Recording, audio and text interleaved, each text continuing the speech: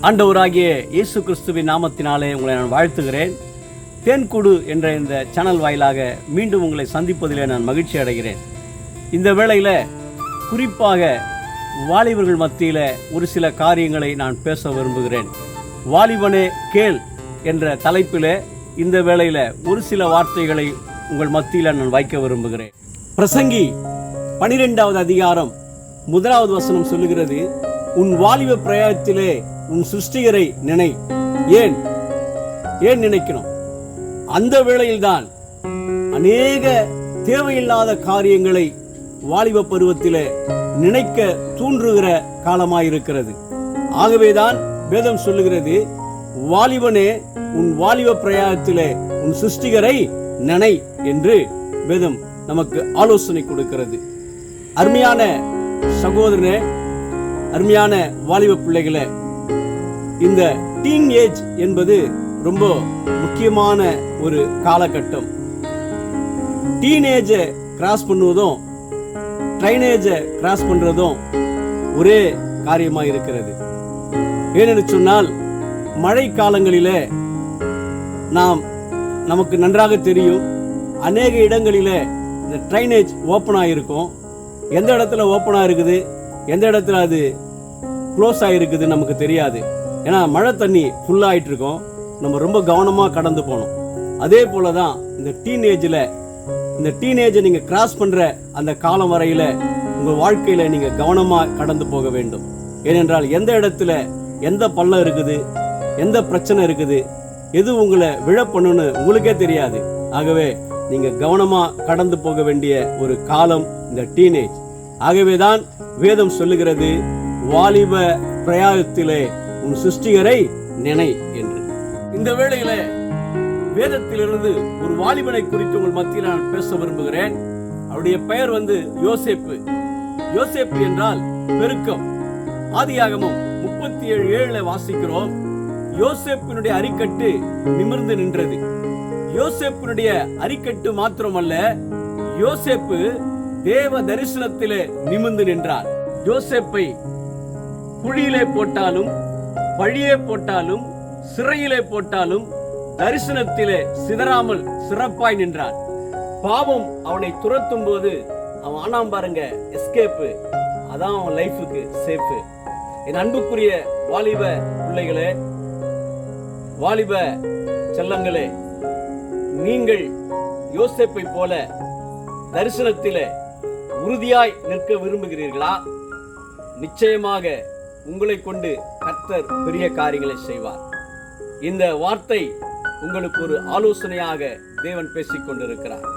இந்த காரியத்தை ஏன் நான் உங்க மத்தியில் பேசுறேன்னு சொன்னா, என் அன்புக்குரிய வாலிப செல்வங்களே, உங்களுடைய தாய் உங்களை மடியில சுமந்திருக்கிறாங்க, உங்க தகப்பன் உங்களை தோல்ல சுமந்திருக்கிறாரு. நீங்க வளர்ந்துட்டீங்க, சந்தோஷமா இருக்குது. அது மட்டும் இல்லைங்க, உங்களை குறித்த கனவுகளை, உங்களை குறித்த அநேக கற்பனைகளை, உங்களை குறித்த அநேக தரிசனங்களை, உங்களை குறித்த அநேக திட்டங்களை அவங்க இதயத்துல சுமந்து கொண்டு இருக்கிறாங்க.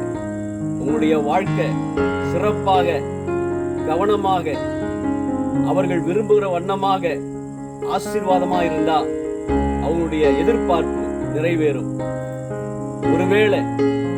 ஒருவேளை யாராவது ஒருவர் தகப்பன் எதிர்பார்த்ததை விட, தாய் எதிர்பார்த்ததை விட, சபையினுடைய போதகர் எதிர்பார்த்ததை விட, சுற்றி இருக்கிற உறவினர்கள் எதிர்பார்த்ததை விட வாழ்க்கையில ஒரு சில காரியங்களில தவறி விடுவார்கள் என்றால் அந்த கற்பனை கோட்டை இடிந்து விடும். அவர்களுக்குள்ளே வைத்திருந்த திட்டங்கள் உடைந்து விடும். உன்னுடைய வாழ்க்கையில மிகப்பெரிய வேதனைகள் உண்டாகும். இந்த வார்த்தையை கேட்கிற என் அன்புக்குரிய வாலிப பிள்ளைகளே, உங்கள் வாழ்க்கையை நீங்கள் கடந்து போய் கொண்டிருக்கிற இந்த வேளையிலே நீங்கள் கடந்து போய் கொண்டிருக்கிற அந்த பாதையை கொஞ்சம் சீர்தூக்கி பாருங்கள். விளையாட்டா இருக்கலாம், ஆனா கொஞ்சம் அலர்ட்டா இருக்கணும். கேர்லெஸ்ஸா இருந்தோமா பெரிய லாஸை நம்ம சந்திப்போம். ஆகவே இந்த செய்தியின் மூலமாக யோசேப்பு அவன் குடும்பத்தில் சின்ன பையன், கடைசி பையன்தான். ஆனால் தேவனுடைய வார்த்தையில, தேவ திட்டத்தில, தேவ தரிசனத்தில அவன் எப்படி உறுதியா இருந்தான், இறுதி வரை நிலைத்து இருந்தான். வேதம் சொல்லுகிறது, சொந்த சகோதரர்கள் எவ்வளவு ஆழத்திலே போட்டார்களோ அவ்வளவு உயரத்திலே கர்த்தர் அவனை வைத்தார். இந்த வாழ்க்கையில உங்களை சமூகம் ஒருவேளை ஆழத்துல போடலாம், சுற்றி இருக்கிற நபர்கள் உங்களை ஆழத்துல போடலாம், நீங்க நம்பி இருக்கிற நபர்கள் கூட உங்களை ஆழத்துல போடலாம். ஒருவேளை நீங்க முயற்சி செய்து எப்படியாவது என்னுடைய குடும்பத்துல நான் முன்னேறி ஒரு காரியத்தை செய்யணும்னு யோசித்து கொண்டிருக்கிற உங்களுடைய வாழ்க்கையில அநேகர் படுகுழியில உங்களை தூக்கி போடுகிற திட்டங்களை திட்டலாம். ஒன்றை மறந்து விடாதீர்கள், உங்களை குறித்து தேவன் வைத்திருக்கிற திட்டம் பெரியது. யோசேப்பு என்றால் பெருக்கம்.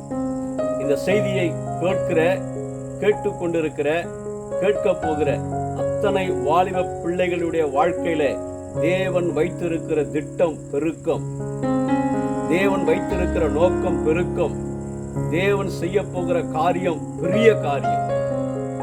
ஆகவே கர்த்தர் உங்களோடு இந்த செய்தி மூலமாக பேசிக் கொண்டிருக்கிறார். இரவு நேரங்களிலே உங்களுடைய தாயும் தகப்பனும் தூங்கும் போது அந்த பாதங்களை கொஞ்சம் கவனித்து பாருங்கள். அந்த கால்கள் உங்களுக்காக எத்தனை இடங்களிலே ஓடி இருக்கிறது, எத்தனை இடங்களிலே காத்து நின்று கொண்டிருக்கிறது, எத்தனை இடங்களிலே ஏங்கி நின்று கொண்டிருக்கிறது. வேலை செய்கிற அந்த தொழிற்சாலையிலே இன்கிரிமெண்ட் ஒரு 1000 ரூபாய் எக்ஸ்ட்ரா போட்டா என் பிள்ளைக்கு நல்ல ட்ரெஸ் எடுத்து கொடுக்கலாமே, நல்ல ஆகாரம் கொடுக்கலாமே, இன்னும் நல்லா படிக்க வைக்கலாமே, இன்னும் நல்ல ஒரு உயர்வுக்கு கொண்டு போகலாமே என்ற ஏக்கத்தோடு எத்தனை இடங்களுக்கு அந்த கால்கள் ஓடி இருக்கிறது. அந்த காலினுடைய அந்த வடுகளையும் அந்த வலிகளையும் நீங்க கொஞ்சம் உத்து பாருங்க, கொஞ்சம் யோசித்து பாருங்க. உங்க வாழ்க்கையை ஆண்டவருடைய கரத்துல ஒப்பு கொடுங்க. உங்களுடைய தாய்க்காகவும் உங்களுடைய தகப்பனுக்காகவும் தேவனிடத்துல நன்றி சொல்லி தேவ சமூகத்துல ஜெபிக்கிற பிள்ளைகளா இருங்க. இந்த வார்த்தையை கேட்டு இந்த சத்தியத்துக்கு கீழ்ப்படிந்து ஜெயிக்கிற பிள்ளைகளா இருங்க. கர்த்தர் உங்களை ஆசீர்வதிப்பார். God bless you.